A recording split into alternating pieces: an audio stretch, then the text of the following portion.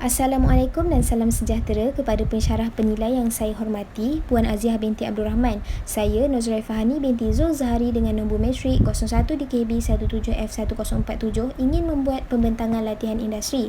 Saya telah menjalani latihan industri di Tabung Haji Jelebu Negeri Sembilan selama 15 minggu, iaitu bermula daripada 9 Disember 2019 sehingga 17 Mac 2020.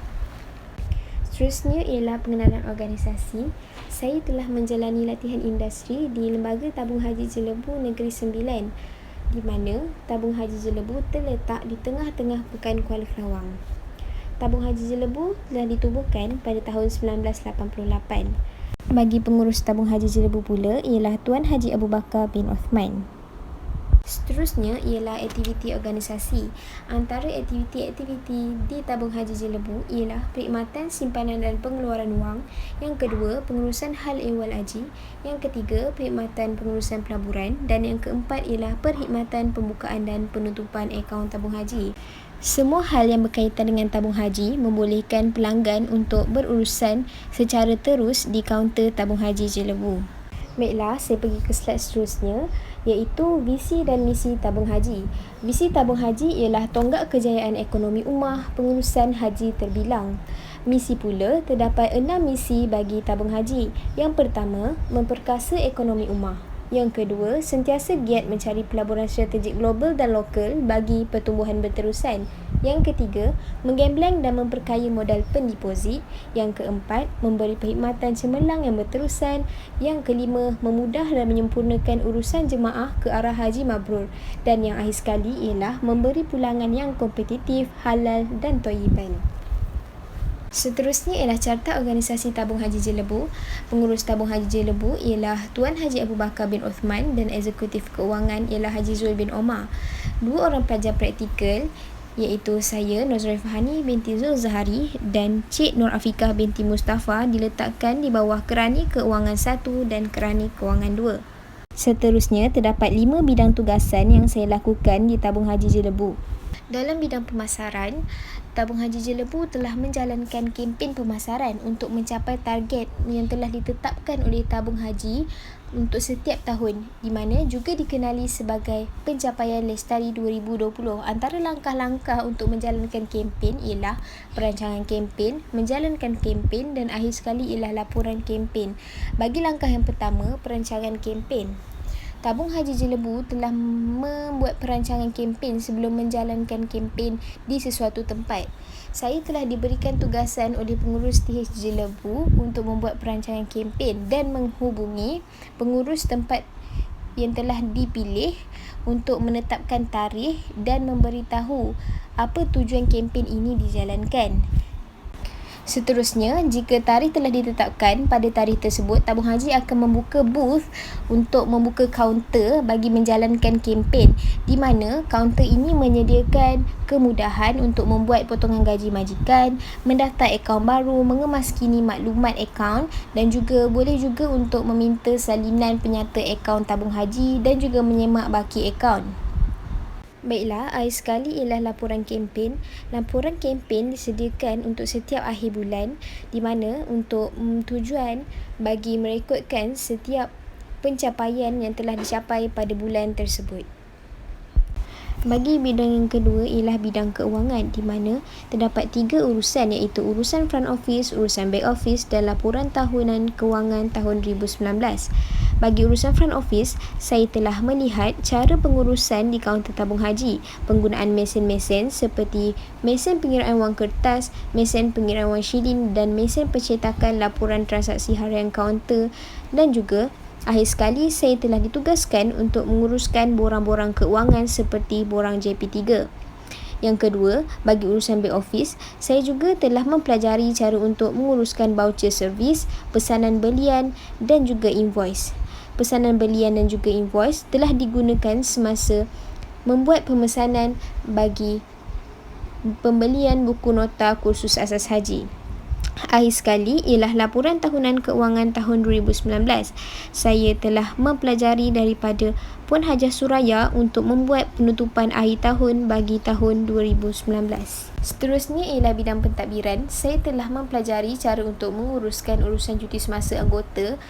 Seterusnya, rekod stok pejabat, maklumat pendeposit, hal ehwal persuratan, urusan mengepost surat yang menggunakan mesin franking, sistem filing iaitu surat yang masuk dan keluar perlu difailkan mengikut nombor rujukan surat dan difailkan pada fail yang berkaitan. Pengurusan mesin-mesin DTH iaitu servis-servis perlulah dilakukan terhadap mesin tersebut pada setiap bulan ataupun pada setiap 2 bulan. Dan akhir sekali, saya perlu menyemak tagging alatan pejabat atau perabot dan merekodkan di dalam buku alatan perabot. Bidang yang keempat ialah bidang haji. Saya telah membantu staf tabung haji Jelebu untuk menguruskan urusan kursus asas haji bagi tahun 2020, iaitu bagi urusan pendaftaran dan juga urusan penutupan kursus asas haji.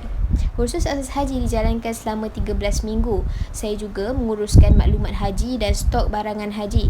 Saya perlu memberikan sijil atau hadiah kepada jemaah yang melakukan badal haji. Dan akhir sekali ialah pemeriksaan kesihatan. Pemeriksaan kesihatan dijalankan bagi jemaah-jemaah haji yang terpilih untuk menunaikan haji pada tahun tersebut. Dan bidang yang terakhir adalah hartanah. Saya telah mempelajari iaitu tata cara sebut harga. Saya juga telah menguruskan senarai kontraktor yang berdaftar dan hal ehwal keselamatan pejabat.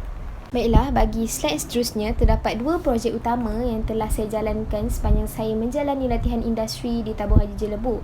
Yang pertama ialah persiapan haji bagi tahun 2020. Iaitu pada langkah pertama ialah kursus asas haji peringkat daerah, dan yang kedua, pemeriksaan kesihatan dijalankan bagi jemaah haji yang terpilih, dan akhir sekali akan diadakan kursus haji perdana. Dan yang kedua ialah pencapaian Lestari Tabung Haji Jelebu 2020. Saya dan staf tabung haji telah menjalankan kempen pada setiap minggu, iaitu 2 kali seminggu atau 3 kali seminggu bagi mencapai target bagi pencapaian Lestari Tabung Haji untuk tahun 2020. Antara cabaran dan pengalaman yang saya dapat ambil daripada latihan industri ini ialah, antara cabarannya, jemaah yang tidak menjawab surat tawaran haji, saya perlu membantu adik-adik untuk mencari mereka ke alamat rumah mereka.